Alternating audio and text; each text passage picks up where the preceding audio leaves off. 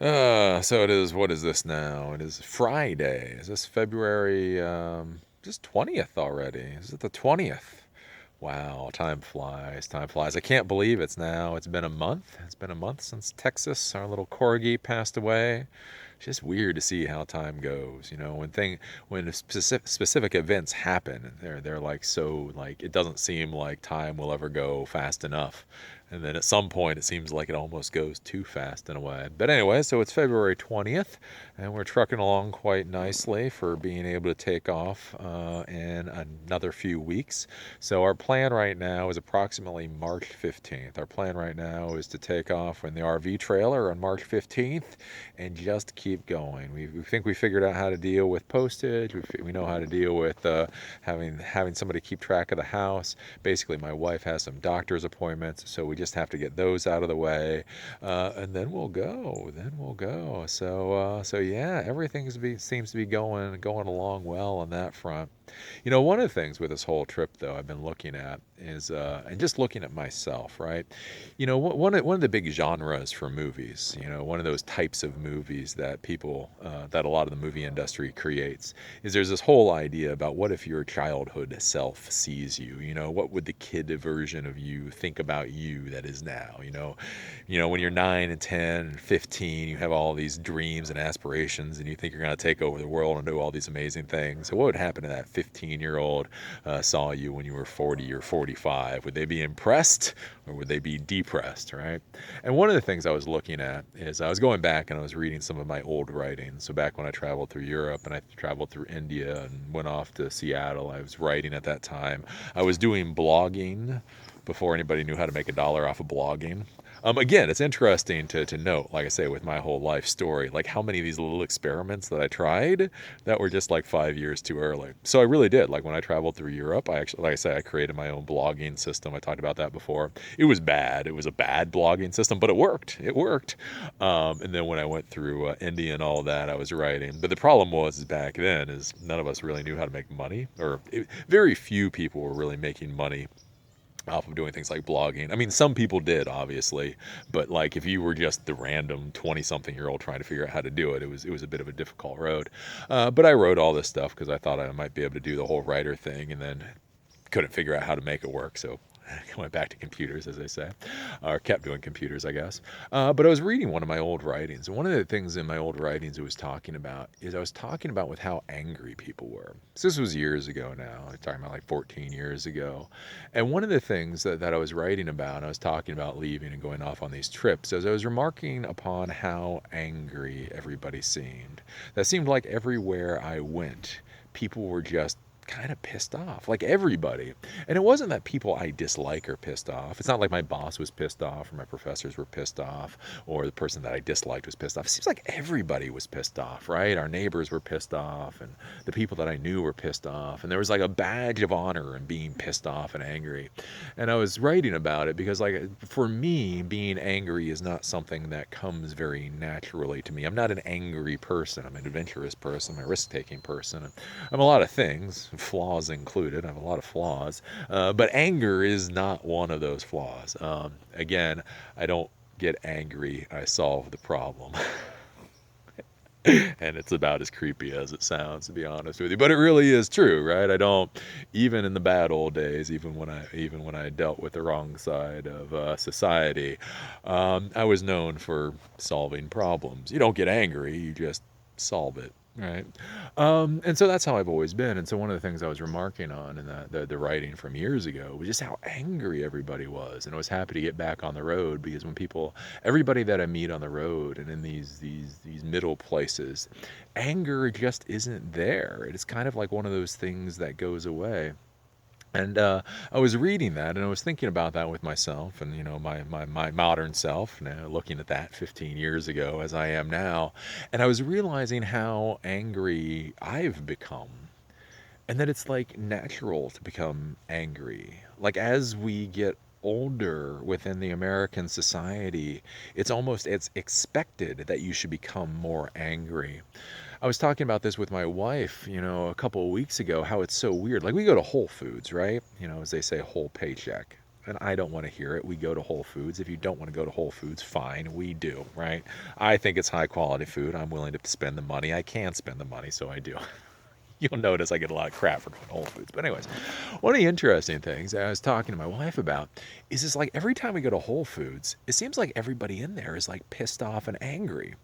Now, I mean, me being me and having traveled quite a bit around the world, let me say, simply being an American that can go to a grocery store, every time I get to go into a grocery store, I should have a big ass smile on my face. Simply having the ability to go to a grocery store and basically be able to buy whatever I want in the grocery store puts me above something like 5 billion people on this planet.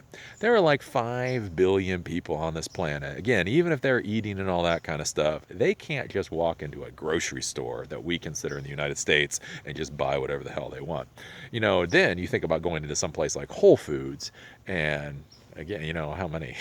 A billion? I mean, like, it really is. Like, 10% of the world's population can think about going to some place like Whole Foods. Honestly, be able to think about that. So, whenever I go to Whole Foods, I generally try to be happy, or generally I'm happy because I get to go to Whole Foods. I remember when I couldn't go to Whole Foods. So I'm very happy to be there. But one of the interesting things is you go there and like everybody's pissed off.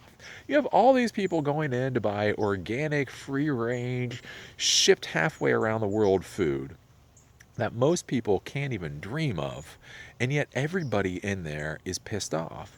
And it's interesting because in our society, in the American society, what it seems like has happened is it seems like people are now using anger as a badge of honor. The more angry I am, the more important I am. The more angry I get for you wasting my time, it means that means I'm more important. And it seems like so many people, they're focused on this whole idea of being important. Again, even when most people aren't. Even I don't think I'm important, boys and girls. I mean, honestly, like I say, I know I come across as arrogant and egotistical, but I know my place. I know if we go out on this trip and I get hit by a bus, you guys are going to be a little sad, but life is going to go on. Most of us, there are very few human beings on this planet that are actually important. But it seems like in our society, what we've decided is that being important is in fact the most important thing, and the way we prove how important we are is by being antagonistic and by being angry. The angrier we are at other people for wasting our time proves how important we are.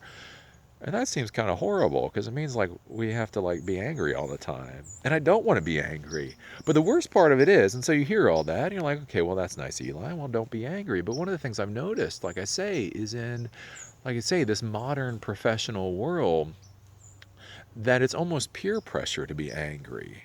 That you get to a point where you get socialized to be angry, where everybody is angry about something else, and if you aren't angry about something, well, then something is wrong with you. So being the good little boy that succumbs to peer pressure, I start getting angry about stuff about too, and then we all start getting into our own little hissy fits.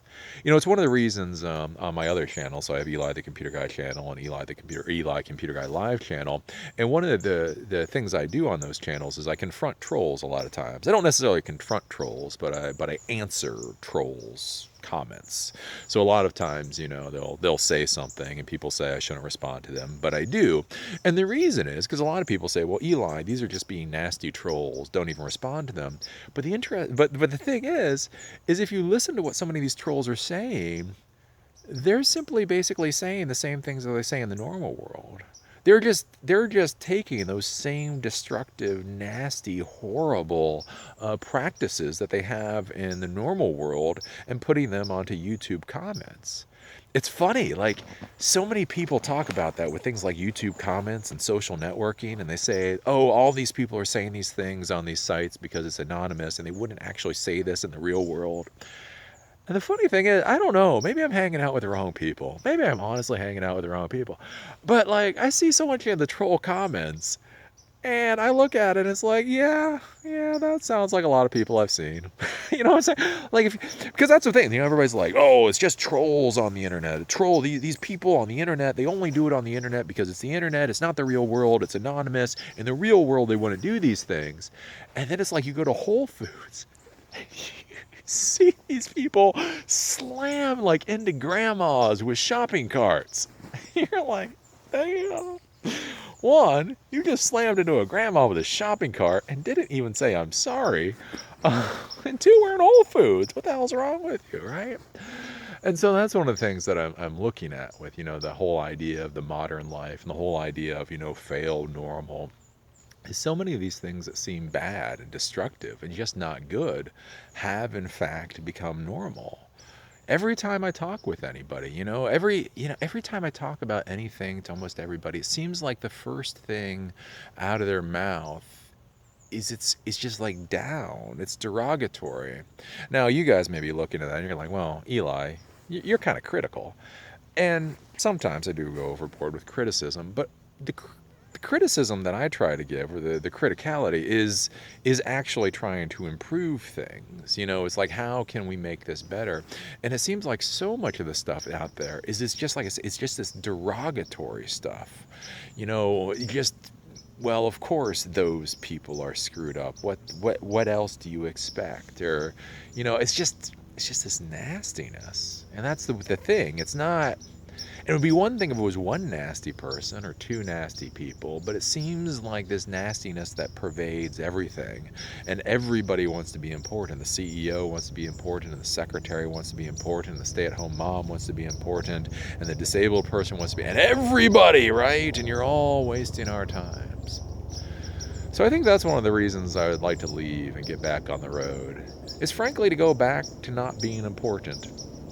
Which, again, I know that probably sounds really effing odd coming from me talking into a webcam. But I like not being important. It's okay to waste my time. What the hell else am I going to... That's one of the things. Like, so many people are like, you're wasting my time.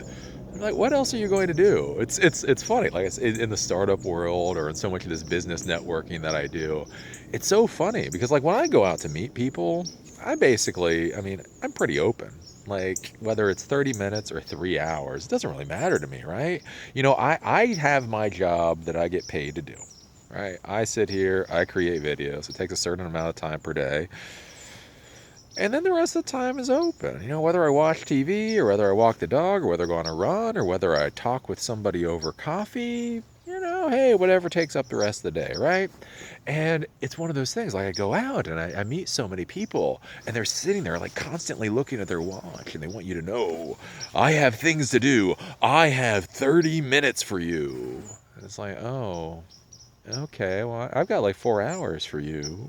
So, okay, if you got 30 minutes, but, and there's that thing, that's that feeling. It's like this rush. Rush, rush, rush, rush, rush. I have things to do. Okay, let's do this. Quick, quick, quick. And you're like, well, what are you really going to do? That's it, right? And so many people are rushing around. They're running around to do what? Everybody acts like everything is so important. I have to do this today. And you're like, no, you don't. I don't mean to be rude or anything, but it's really not that important. If it gets done today or tomorrow, I look at that with my life, all these things that I do, and it's like, I have a lot of time on my hands. I can sit here and drink coffee for 3 hours, right? So, yeah. So with this whole trip, that's one of the things that I'm trying to do, is I'm trying to escape the cycle of anger. Because I read in my own works, I read in my own writings from almost 15 years ago, where I saw the anger and I despised it. And then you read that and you realize that somewhere along the way you've become part of it. Again, I talked about that in the vlog yesterday, where you make all these small decisions, and all decisions are incredibly reasonable when you make them, but then at some point the end result becomes unreasonable, and you're not really sure, in 15 years of making decisions, how did I go from despising, or not even despising, but not wanting to be part of the anger, to in fact being angry. I see myself get angry so much. And I get angry over stupid things, just worthless things. Like, even when I get angry, I know it's worthless. I almost want to laugh at myself for being angry. I'll be angry, and I'll be like, this is the dumbest... Why the hell am I angry? This is just stupid. And yet I am angry, because, right, I'm supposed to be angry. So where along the way did anger go from being something to be avoided to being something that should be cherished? And I don't think it should be cherished. I really don't think it should. So that's a thought for today. That's a thought for today. It's cold, cold, cold, cold. It is 15 degrees right now. It's gonna get even colder. Like last night, it was like -3 outside. I do not know what's going on with Maryland right now. It should not be this cold. Maryland is not a cold state like this. You get this when you go to Colorado, when you go to Massachusetts, when you go to Ottawa, right? You don't get this in Maryland. You really don't. Like we have our pond over there. You can see that pond, right? And I mean, normally that pond, I mean, it might get frozen over like a skim of ice for like a day or two, maybe. But I mean, that has been frozen like that for weeks and weeks. And the fact that we have snow on the ground, again, for anybody from like the northern states, you may look at this and not think anything about it. But really and truly, like I'm not being melodramatic or exaggerating here. Like in Maryland, when we get snow in the morning and it's gone by the afternoon. Like, gone. Like, at 4 o'clock, you look at your wife and go, hey, remember that time 5 hours ago when we had snow? Again, like with the corgis, when we had the dogs and we walked the dogs, like, when a snowfall would come down, we would literally take the dogs on the walk basically immediately, because you know that if you don't take the dogs out for a walk in the snow, basically while it's snowing, that by the time you get around to it, it will all be melted. That is not this year. That is definitely not this year. But anyways, everything keeps trucking along, trucking along. So the target right now is March 15th. But if everything trucks along at a decent pace, we may take off a week or so earlier. So very excited about this. Very excited about this. Like I say, the more I think about this getting a travel trailer, there's like almost no downside. I've taken a look at how to do these videos and how not to do these vlog videos, but how to do the other videos, and that seems like it should be relatively easy. So I'm excited. I don't know. 2 months from now, I may be hating myself. That's the cool part. Like that's one of the reasons it's good to do vlogs when you're going to do like trips or adventures like this, is because you get to see yourself through the process. You know, like right now I'm all happy and I'm excited. I'm like, yeah, I want to go. This is gonna be awesome.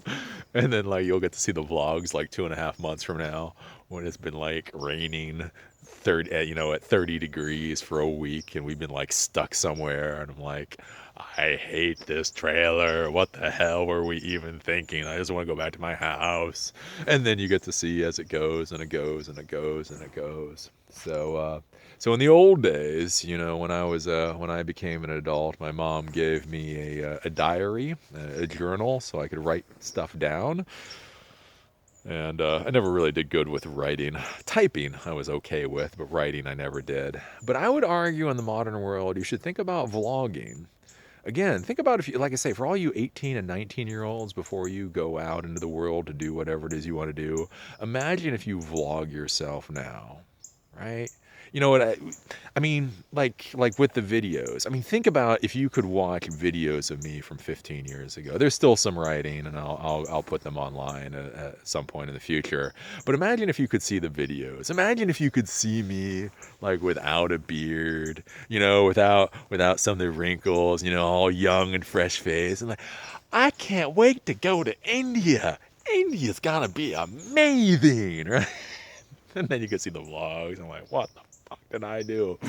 It would be cool. It would be cool. So for any of you guys, I would really suggest you think about vlogging. And again, when you think about vlogging, you don't have to publish it to YouTube or Facebook or anything like that. You can do it for yourself. I mean, if you created all these little videos and you throw them on like a solid state drive, or you throw them up onto Google Drive or something like that, and just kept them. I mean, how cool would it be 20 years from now to take a look at yourself and how you were? Or to show your kids. No, I don't know if you'd want to do that. But can you imagine that we really are getting to the point? So if we get used to vlogging like this and talking and communicating, like, can you imagine having hours and hours and hours of these types of videos and having your kids be able to watch those videos as they go out into the world, right? Wouldn't that be amazing? I think that would be really cool. But that's a final thought for today, because it is really cold. It is really cold out here. So I am going to go inside.